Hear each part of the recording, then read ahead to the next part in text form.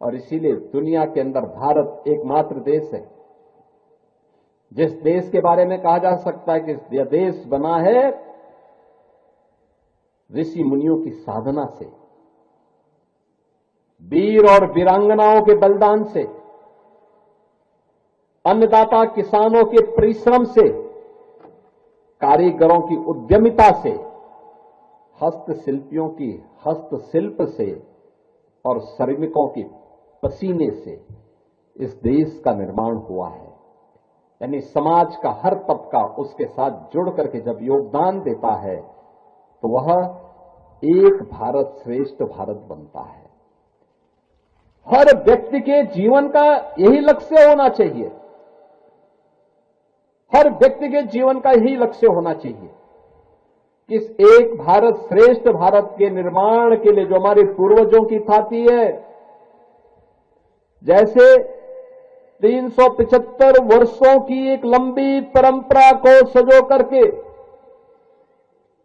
पीर गंगानाथ जी महाराज ने उस परंपरा को उत्सव में बदलने का काम कर दिया। उनका स्वास्थ्य अनुकूल नहीं था, उस सब के बावजूद उन्होंने जो कुछ भी पीर शांतिनाथ जी महाराज ने अपने समय में सोचा था उसको व्यावहारिक धरातल पर उतारने का काम कर दिया। परिणाम आप सबके सामने है। आज उस रूप में यहां पर हम सबको सब कुछ दिखाई दे रहा है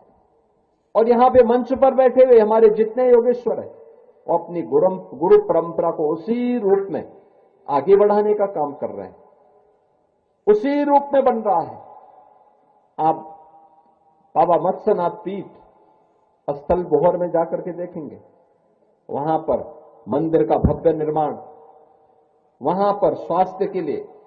शिक्षा के लिए, लोक कल्याण के लिए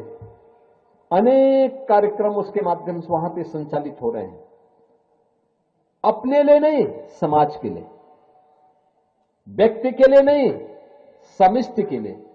सबको एक साथ जोड़ने का सामर्थ्य बिना भेदभाव के प्रत्येक को उसका अधिकार प्राप्त हो जाए, बिना भेदभाव को उसका हक मिल जाए, सम्मान मिल जाए। आप फतेहपुर में चले जाइए, बाबा अमृतनाथ